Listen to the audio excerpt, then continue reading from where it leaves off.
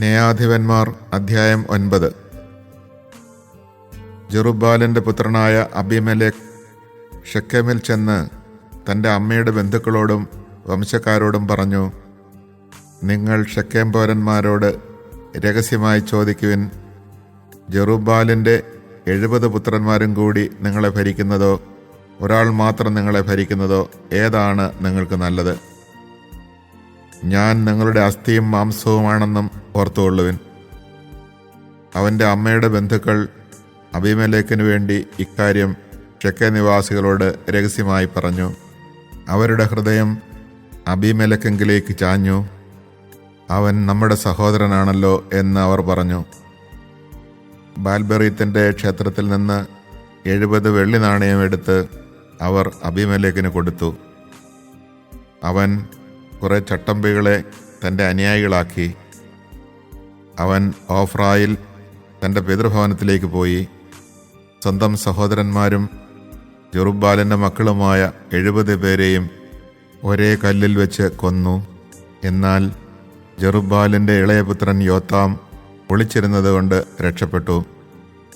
ഷെക്കെമിലെയും ബെത്മില്ലോയിലെയും എല്ലാ പൗരന്മാരും ഒന്നിച്ചുകൂടി ഷെക്കേമിലെ സ്തംഭത്തോട് ചേർന്നുള്ള ഓക്കുമരത്തിൻ്റെ സമീപം വെച്ച് അബീമേലെക്കിനെ രാജാവായി വാഴിച്ചു. യോത്താം ഇതറിഞ്ഞ് ഗെരിസീം മലയുടെ മുകളിൽ കയറി നിന്ന് ഉച്ചത്തിൽ വിളിച്ചു പറഞ്ഞു, ഷെക്കേം നിവാസികളെ, ദൈവം നിങ്ങളുടെ പ്രാർത്ഥന കേൾക്കേണ്ടതിന് ഞാൻ പറയുന്നത് ശ്രദ്ധിക്കുവിൻ. ഒരിക്കൽ വൃക്ഷങ്ങൾ തങ്ങൾക്കൊരു രാജാവിനെ അഭിഷേകം ചെയ്യാൻ തീരുമാനിച്ചു. ഞങ്ങളുടെ മേൽ വാഴുക എന്ന് അവർ ഒലിവുമരത്തോട് പറഞ്ഞു. ഒലിവുമരം അവരോട് പറഞ്ഞു, ദേവന്മാരെയും മനുഷ്യരെയും ഒന്നുപോലെ ബഹുമാന്യരാക്കുന്ന എൻ്റെ എണ്ണ മറന്ന് വൃക്ഷങ്ങളുടെ മേൽ വാഴുവാൻ ഞാൻ പോകണമെന്നോ? വൃക്ഷങ്ങൾ അത്തിമരത്തോട് പറഞ്ഞു, നീ വന്ന് ഞങ്ങളെ ഭരിക്കുക.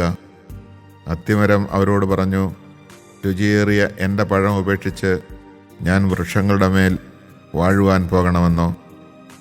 അപ്പോൾ അവ മുന്തിരിയോട് പറഞ്ഞു, നീ വന്ന് ഞങ്ങളുടെ മേൽ വാഴുക. എന്നാൽ മുന്തിരി പറഞ്ഞു, ദേവന്മാരെയും മനുഷ്യരെയും സന്തോഷിപ്പിക്കുന്ന എൻ്റെ വീഞ്ഞ് ഉപേക്ഷിച്ച് വൃക്ഷങ്ങളുടെ മേൽ വാഴുവാൻ ഞാൻ വരണമെന്നോ? അപ്പോൾ വൃക്ഷങ്ങളെല്ലാം ഒന്നുചേർന്ന് മുൾപ്പടർപ്പിനോട് പറഞ്ഞു, ഞങ്ങളുടെ മേൽ വാഴുക. മുൾപ്പടർപ്പ് പറഞ്ഞു, നിങ്ങൾ എന്നെ നല്ല മനസ്സോടെയാണ് അഭിഷേകം ചെയ്യുന്നതെങ്കിൽ എൻ്റെ തണലിൽ അഭയം തേടുവിൻ.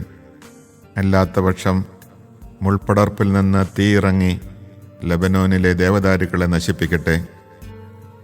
നിങ്ങൾ പരമാർത്ഥ ഹൃദയത്തോടെയാണോ അബീമേലെക്കിനെ രാജാവാക്കുന്നത്? ജെറുബ്ബാലിനോടും ഭവനത്തോടും അവൻ്റെ പ്രവൃത്തികൾ അർഹിക്കുന്ന വിധമാണോ നിങ്ങൾ പെരുമാറുന്നത്? എൻ്റെ പിതാവ് നിങ്ങൾക്ക് വേണ്ടി പോരാടി ജീവനെ തൃണോദ്ഗണിച്ച് മിദ്യാൻകാരുടെ കയ്യിൽ നിന്ന് നിങ്ങളെ വീണ്ടെടുത്തു. ഇപ്പോൾ നിങ്ങൾ എൻ്റെ പിതാവിൻ്റെ കുടുംബത്തിനെതിരെ കരമുയർത്തിയിരിക്കുന്നു. അവൻ്റെ 70 പുത്രന്മാരെ ഒരേ കല്ലിൽ വെച്ച് നിങ്ങൾ വധിച്ചു. എന്നിട്ട് എൻ്റെ പിതാവിന് ദാസിയിൽ ജനിച്ച അബീമേലെക്കിനെ നിങ്ങളുടെ ബന്ധുവായതുകൊണ്ട് ഷെക്കെമിൽ രാജാവായി വാഴിക്കുകയും ചെയ്തിരിക്കുന്നു. നിങ്ങൾ പരമാർത്ഥ ഹൃദയത്തോടെയാണ് ജെറുബ്ബാലിനോടും കുടുംബത്തോടും പ്രവർത്തിച്ചതെങ്കിൽ അബീമേലെക്കിൽ സന്തോഷിക്കുവിൻ, അവൻ നിങ്ങളിലും സന്തോഷിക്കട്ടെ. അല്ലാത്ത പക്ഷം അബീമേലെക്കിൽ നിന്ന് തീ ഇറങ്ങി ഷെക്കേമിലെയും ബെത്മില്ലോയിലെയും ജനങ്ങളെ വിഴുങ്ങട്ടെ. ഷെക്കെമിൽ നിന്നും ബെത്മില്ലോയിൽ നിന്നും തീ ഇറങ്ങി അബീമേലെക്കിനെയും വിഴുങ്ങട്ടെ. യോത്താം സഹോദരനായ അബീമേലെക്കിനെ ഭയന്ന് പലായനം ചെയ്തു ബേറിൽ ചെന്ന് താമസിച്ചു. അബീമേലെക്ക് 3 വർഷം ഇസ്രായേൽ ഭരിച്ചു. അബീമേലെക്കിനും ഷെക്കേം നിവാസികൾക്കും ഇടയ്ക്ക് ദൈവം ഒരു ദുരാത്മാവിനെ അയച്ചു. ഷെക്കേം നിവാസികൾ അബീമേലെക്കിനെ വഞ്ചിച്ചു. അങ്ങനെ ജെറുബ്ബാലിൻ്റെ 70 മക്കളോട് ചെയ്ത അക്രമത്തിന് പ്രതികാരമുണ്ടായി. അവരുടെ രക്തം ഘാതകനായ അബീമേലെക്കിൻ്റെയും കൂട്ടുനിന്ന ഷെക്കേംകാരുടെയും മേൽ പതിച്ചു. ഷെക്കേംകാർ മലമുകളിൽ അവനെതിരെ ആളുകളെ പതിയിരുത്തി. ആ വഴിയെ കടന്നുപോയ എല്ലാവരെയും അവർ കൊള്ളയടിച്ചു. ഇത് അബീമേലെക്ക് അറിഞ്ഞു. ഏബദിന്റെ പുത്രനായ ഗാൽ തൻ്റെ ബന്ധുക്കളുമായി ഷെക്കേമിലേക്ക് നീങ്ങി. ഷെക്കേം നിവാസികൾ അവനിൽ വിശ്വാസമർപ്പിച്ചു. അവർ വയലിൽ നിന്ന് മുന്തിരി ശേഖരിച്ച് ചവിട്ടിപ്പിഴിഞ്ഞ് ഉത്സവം ആഘോഷിച്ചു. തങ്ങളുടെ ദേവന്റെ ക്ഷേത്രത്തിൽ ചെന്ന് തിന്നുകുടിച്ച് അബീമേലെക്കിനെ ശപിച്ചു. ഏബദിന്റെ പുത്രൻ ഗാൽ ചോദിച്ചു, ആരാണ് ഈ അബീമേലെക്ക്? അവനെ സേവിക്കേണ്ടതിന് ഷെക്കേംകാരായ നാം ആര്?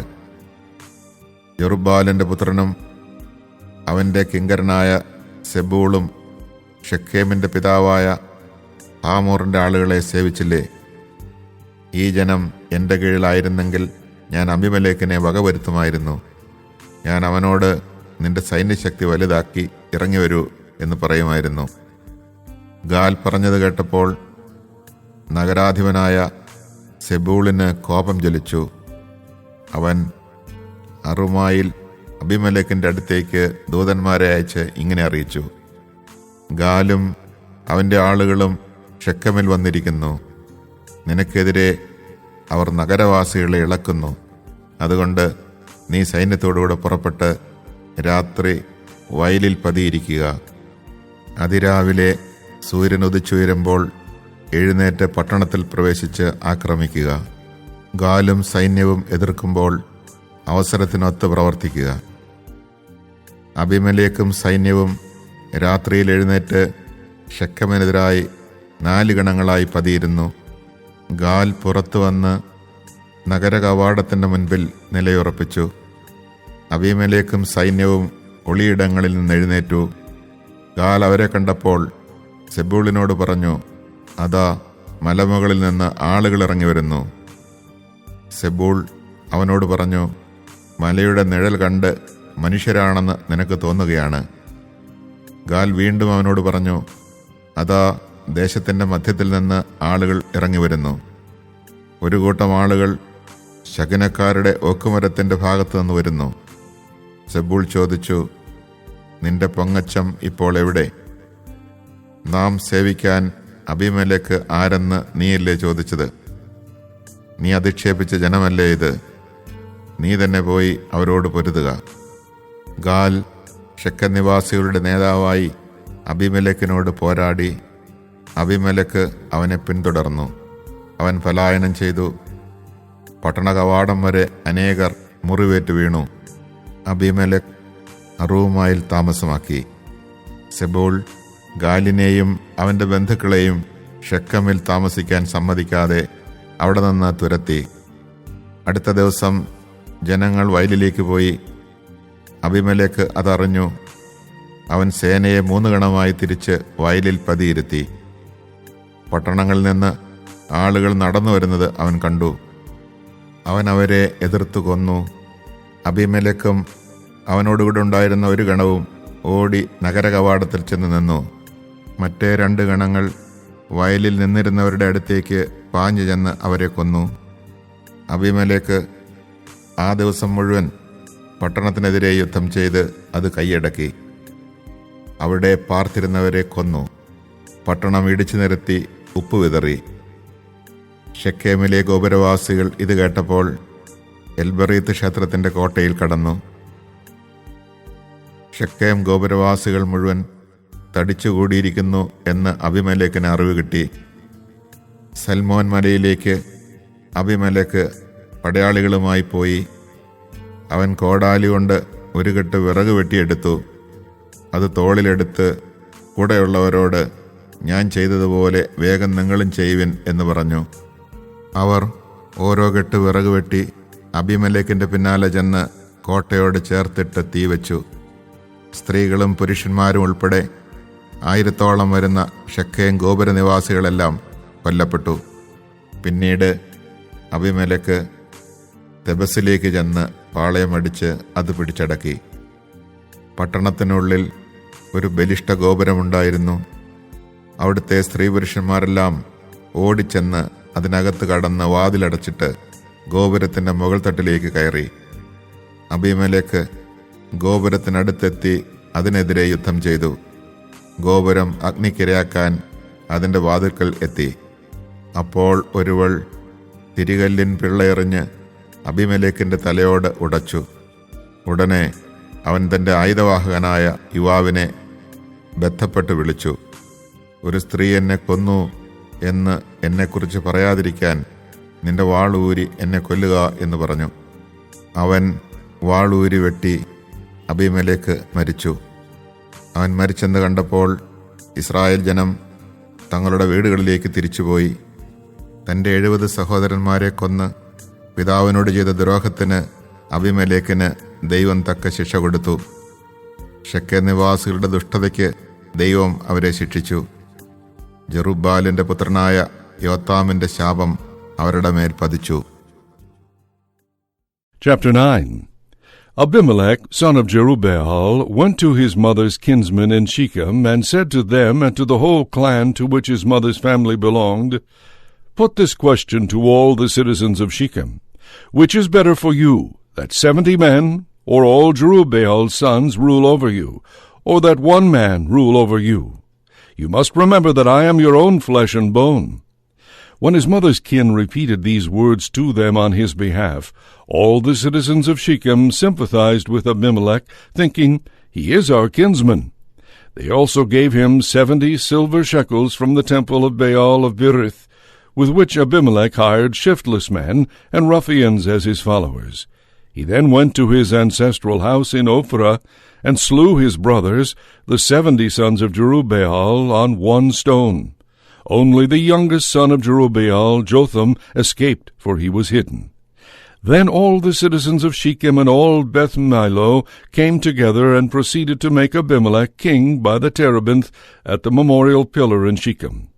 When this was reported to him, Jotham went to the top of Mount Gerizim, and standing there, cried out to them in a loud voice, Hear me, citizens of Shechem, that God may then hear you.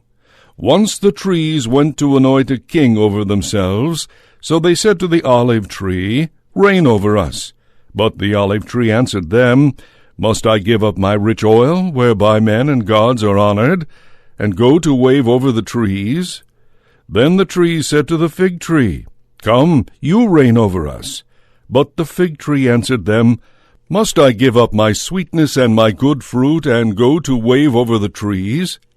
Then the tree said to the vine, Come, you, and reign over us. But the vine answered them, Must I give up my wine that cheers gods and men, and go to wave over the trees? Then all the trees said to the buckthorn, Come, you reign over us. But the buckthorn replied to the trees, If you wish to anoint me king over you in good faith, come and take refuge in my shadow. Otherwise let fire come from the buckthorn and devour the cedars of Lebanon. Now then, if you have acted in good faith and honorably in appointing Abimelech your king, if you have dealt well with Jerubbaal and with his family, and if you have treated him as he deserved, for my father fought for you at the risk of his life when he saved you from the power of Midian, but you have risen against his family this day, and have killed his 70 sons upon one stone, and have made Abimelech the son of his handmaid king over the citizens of Shechem, because he is your kinsman. If then you have acted in good faith and with honor toward Jerubbaal and his family this day, rejoice in Abimelech, and may he in turn rejoice in you. But if not, let fire come forth from Abimelech to devour the citizens of Shechem and Beth Milo, and let fire come forth from the citizens and from Beth Milo to devour Abimelech. Then Jotham went in flight to Beer, where he remained for fear of his brother Abimelech. When Abimelech had ruled Israel for 3 years, God put bad feelings between Abimelech and the citizens of Shechem, who rebelled against Abimelech. This was to repay the violence done to the 70 sons of Jerubbaal, and to avenge their blood upon their brother Abimelech, who killed them, and upon the citizens of Shechem, who encouraged him to kill his brothers. The citizens of Shechem then set men in ambush for him on the mountain-tops, and these robbed all who passed them on the road. But it was reported to Abimelech. Now Gaal, son of Ebed, came over to Shechem with his kinsmen. The citizens of Shechem put their trust in him, and went out into the fields, harvested their grapes, and trod them out. Then they held a festival, and went to the temple of their god, where they ate and drank and cursed Abimelech. Gaal, son of Ebed, said, Who is Abimelech? And why should we of Shechem serve him? Were not the son of Jerubbaal and his lieutenant Zebul once subject to the men of Hamor, father of Shechem? Why should we serve him? Would that this people were entrusted to my command! I would depose Abimelech. I would say to Abimelech, Get a larger army and come out. At the news of what Gaal, son of Ebed, had said, Zebul, the ruler of the city, was angry, and sent messengers to Abimelech in Arumah with the information, Gaal, son of Ebed, and his kinsmen have come to Shechem, and are stirring up the city against you. Now rouse yourself, set an ambush tonight in the fields, you and the men who are with you. Promptly at sunrise tomorrow morning, make a raid on the city. When he and his followers come out against you, deal with him as best you can. During the night Abimelech advanced with all his soldiers and set up an ambush for Shechem in 4 companies. Gaal, son of Ebed, went out and stood at the entrance of the city gate. When Abimelech and his soldiers rose from their place of ambush, Gaal saw them and said to Zebul, There are men coming down from the hilltops. But Zebul answered him, You see the shadow of the hills as men. But Gaal went on to say, Men are coming down from the region of Tabur Haares, and one company is coming by way of Elon Meonenim. Zebul said to him, Where now is the boast you uttered? Who is Abimelech that we should serve him? Are these not the men for whom you expressed contempt? Go out now and fight with them. So Gaal went out at the head of the citizens of Shechem and fought against Abimelech. But Abimelech routed him, and he fled before him, and many fell slain right up to the entrance of the gate. Abimelech returned to Arumah, but Zebul drove Gaal and his kinsmen from Shechem, which they had occupied. The next day, when the people were taking the field, it was reported to Abimelech, who divided the men he had into 3 companies, and set up an ambush in the fields. He watched till he saw the people leave the city, and then rose against them for the attack. Abimelech and the company with him dashed in and stood by the entrance of the city gate, while the other 2 companies rushed upon all who were in the field and attacked them. That entire day Abimelech fought against the city and captured it. He then killed its inhabitants and demolished the city, sowing the site with salt. When they heard of this, all the citizens of Migdal Shechem went into the crypt of the temple of El-Berith. It was reported to Abimelech that all the citizens of Migdal Shechem were gathered together. So he went up Mount Zalmon with all his soldiers, took his axe in his hand, and cut down some brushwood. This he lifted to his shoulder, then said to the men with him, Hurry, do just as you have seen me do. So all the men likewise cut down brushwood and followed Abimelech, placed it against the crypt. Then they set the crypt on fire over their heads, so that every one of the citizens of Migdal Shechem, about 1,000 men and women, perished. Abimelech proceeded to Thebez, which he invested and captured. Now there was a strong tower in the middle of the city, and all the men and women, in a word, all the citizens of the city, fled there, shutting themselves in and going up to the roof of the tower. Abimelech came up to the tower and fought against it, advancing to the very entrance of the tower to set it on fire. But a certain woman cast the upper part of a millstone down on Abimelech's head, and it fractured his skull. He immediately called his armor-bearer and said to him, Draw your sword and dispatch me, lest they say of me that a woman killed me. So his attendant ran him through, and he died. When the Israelites saw that Abimelech was dead, they all left for their homes. Thus did God requite the evil Abimelech had done to his father in killing his 70 brothers. God also brought all their wickedness home to the Shechemites, for the curse of Jotham, son of Jerubbaal, overtook them.